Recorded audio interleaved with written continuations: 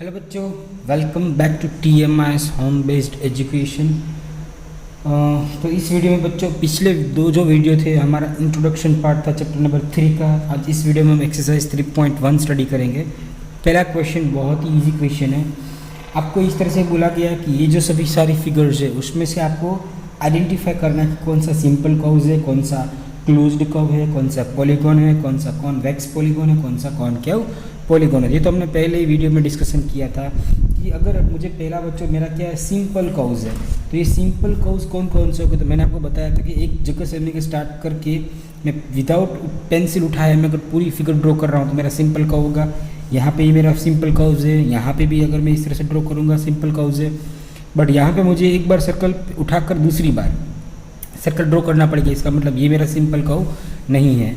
यहाँ पे बच्चों देख क्या हो रहा है कि लाइंस कट हो रही है, इसका मतलब ये भी मेरा सिंपल कर्व नहीं है। यहाँ पे इस तरह से मैं ड्रॉ करूँ तो ये मेरा सिंपल कर्व है। यहाँ से इस तरह से ड्रॉ करेगा तो ये भी मेरा सिंपल कर्व है, ये भी मेरा सिंपल कर्व है बच्चों। और यहाँ पे ये लाइन है, इस दोनों से कट करे, इसका मतलब ये भी मेरा सिंपल कर्व नहीं है। तो सिंपल कर्व में कौन कौन सी बच्चों आएगा, एक तो 1 आएगा, 2 आएगा, 3 नहीं आएगा, 4 भी नहीं आएगा, 5 आएगा, 6 आएगा और 7। तो 1 2 3 नहीं आएगा, 4 नहीं आएगा, 5 6 एंड 7। तो ये मेरे सिंपल कर्व में आएंगे। अभी क्लोज्ड कर्व में कौन आएंगे बच्चों, जो सिंपल कर्व में थे वही मेरे क्लोज्ड कर्व में होंगे। बिकॉज ये सभी देख सकते हो आप, ये सभी हमने जो सिंपल कर्व देखे वो सभी क्या क्लोज्ड ही है। तो ये जो सिंपल कर्व्स में थे यही मेरे सब किस में आएंगे, क्लोज कर्व में ही आएंगे।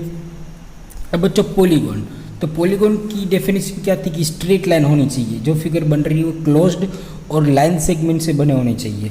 तो ये मेरा देख सकते हो, ये मेरा पूरा लाइन सेगमेंट से बना है और क्लोज है, ये भी मेरा लाइन सेगमेंट से बना है और क्लोज है। यहाँ पे तो कर्व से बना है, इसका मतलब ये मेरा पॉलीगॉन नहीं हो सकता। यहाँ पे भी देख सकते हो ये मेरा क्लोज्ड है और लाइन सेगमेंट से बना है, ये मेरा पॉलीगॉन नहीं हो सकता। यहाँ पे कर्व्स है, ये भी पॉलीगॉन नहीं हो सकता। तो बाकी की जो 2 7 और 8 है वे भी मेरे पॉलीगॉन्स नहीं होंगे। तो मेरे जो पॉलीगॉन्स होंगे वो कौन कौन से होंगे बच्चों, एक तो 1 2 और 4।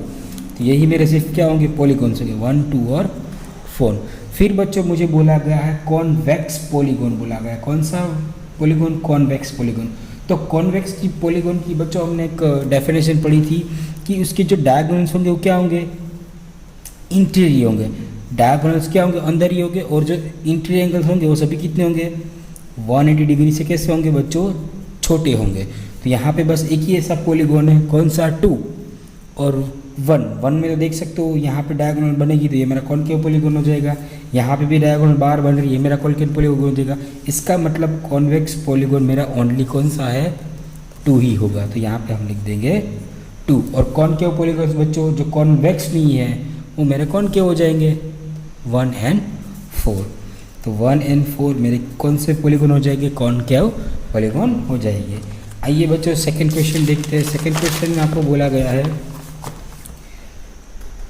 How many diagonals does each of the following have. मतलब ये जो क्वेश्चन दिए गए उसकी डायगोनल कितनी होगी, बरोबर। तो ये हमने जब भी अपना इंट्रोडक्शन पार्ट था बच्चों, इंट्रोडक्शन पार्ट में हमने एक फॉर्मूला समझी थी, कौन सी, डायगोनल की। आई होप आपको सबको याद होगी फॉर्मूला बच्चों कौन सी थी, n is equal to number of diagonal polygon is equal to n minus n in bracket n minus 3 upon 2। ये वाली फॉर्मूला थी, रेडी। तो अगर कॉन्वेक्स क्वाड्रिलेटर है तो बच्चों क्वाड्रिलेटर में कितनी साइड होती है, ऑफ कोर्स 4। देयरफॉर यहाँ पे ये मैं ए कर रहा हूँ, यहाँ जो ए क्वेश्चन है यहाँ पे लिख सकता हूँ मैं क्या कि भाई 4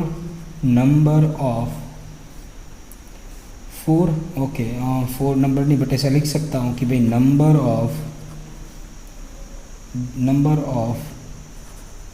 डायगोनल्स ऑफ एन 4 साइड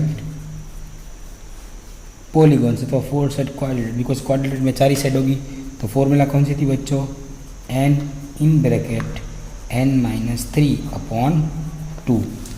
ये क्वेश्चन ऑलरेडी मैं कर चुके हैं बट एक्सरसाइज में तो आपको मैं समझा रहा हूँ। n 4 in bracket 4 minus 3 upon 2 is equal to 4 in bracket 1 is equal to sorry यहाँ पे 2 आएगा अपॉन 2, 2 2 सा 4। इसका मतलब जो कॉन्वेक्स क्वाड्रिलेटरल 4 साइड का होगा उसमें टोटल नंबर ऑफ डायगोनल कितनी होगी, 2 होगी, बराबर। रेगुलर हेक्सागोन बोला गया बच्चों, तो नंबर ऑफ डायगोनल या कभी, बराबर, number of diagonals in regular hexagon is equal to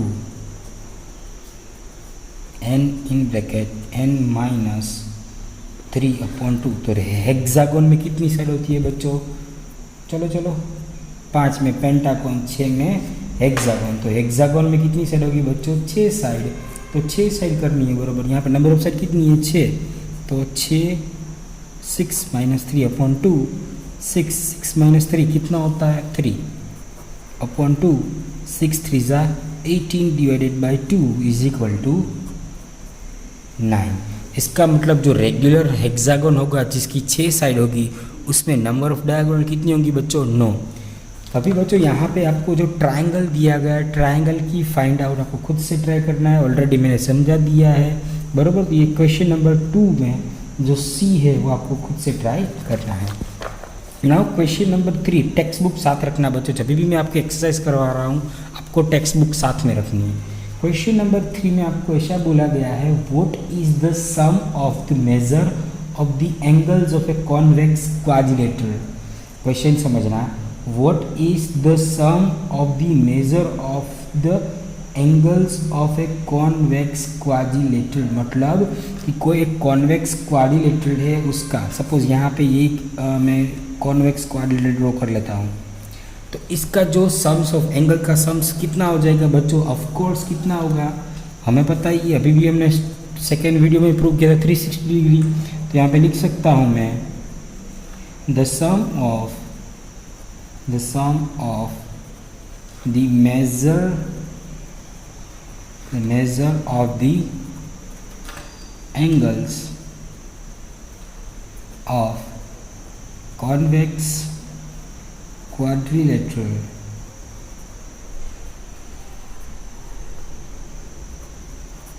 is equal to 360 degree. Okay, फिर क्वेश्चन ऐसा बोला गया है, will this property hold if the quadrilateral is not convex।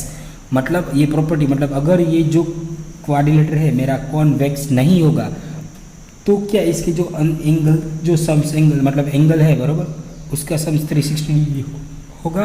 Of course बच्चों, चाहे क्वाड्रिलेटरल कॉनकेव हो या चाहे क्वाड्रिलेटरल कॉन्वेक्स हो, बराबर, उसका जो एंगल की जो सम है, बराबर, जो इंटीरियर एंगल से, बराबर, उसका एडिशन 360 डिग्री ही होगा। चाहे इंटीरियर की बात कर लो चाहे एक्सटीरियर की बात कर लो, क्वाड्रिलेटरल की angle sum property always 360 degree ही होती है। आई होप आपको क्वेश्चन नंबर 3 भी समझ में आ गया होगा। नाउ क्वेश्चन नंबर 4 करते हैं बच्चों। क्वेश्चन नंबर 4 में आपकी टेक्स्ट बुक में क्या दिया गया है कि आपको नंबर ऑफ साइड दी गई होगी, बराबर, एक फिगर दिया होगा, फिर उसमें साइड दी गई है, तो आपको उस साइड के हिसाब से वो पॉलीगॉन है उसका जो एंगल सम प्रॉपर्टी कितनी होगी वो आपको दिखाना है। तो ऑलरेडी हमने पिछले वीडियो में समझा था बच्चों, अगर 3 साइड वाला हो या 4 साइड वाला हो, बराबर, जैसे कि आपको पहला क्वेश्चन दिया गया ट्राइंगल, इसमें इस तरह से दिया गया ट्राइंगल, तो ट्राइंगल में बच्चों कितनी साइड होती है, 3 साइड। तो आप कुछ करना नहीं है, डायरेक्टली आपको लिखना है sum of an interior angles, बराबर, क्या कर देना है आपको, लिख देना है sum of interior angles, sum of interior angles of a polygon having 3 sides। अगर 3 साइड वाला तो फॉर्मूला आपको बताइए बच्चों, कौन सी थी, n-2 मल्टीप्लाई बाय 180 डिग्री। तो यहाँ पे n-2, n कितनी है, 3-2 मल्टीप्लाई बाय 180 डिग्री।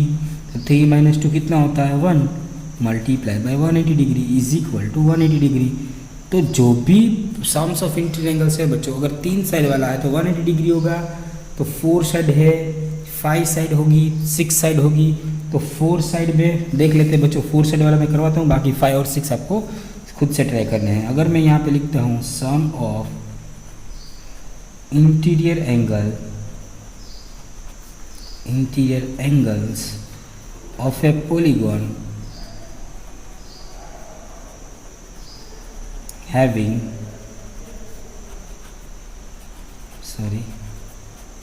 4 साइड्स, कुछ नहीं है, n की जगह वैल्यू पुट कर देनी है आपको। n-2 multiply by 180 degree is equal to n-2, n कितनी थी 4 - 2 multiply by 180 degree, 2 multiply by 180 degree, 18 × 2 = 36, 360 degree. मतलब अगर कोई 4 साइड वाला पॉलीगॉन होगा तो उसका सम ऑफ इंटीरियर एंगल कितना होगा 360 डिग्री। ये ऑलरेडी मैंने आपको प्रीवियस इंट्रोडक्शन पार्ट में भी करवा दिए थे। बस आपको n की जगह कितनी भी साइड हो ना वो रख देना है। ओके, आई होप आपको ये एक्सरसाइज 3.1 के चारों क्वेश्चन अच्छी तरह से समझ में आ गए होंगे। नेक्स्ट वीडियो में इसके हम नेक्स्ट क्वेश्चन के बारे में डिस्कशन करेंगे। टिल देन जय हिंद, धन्यवाद।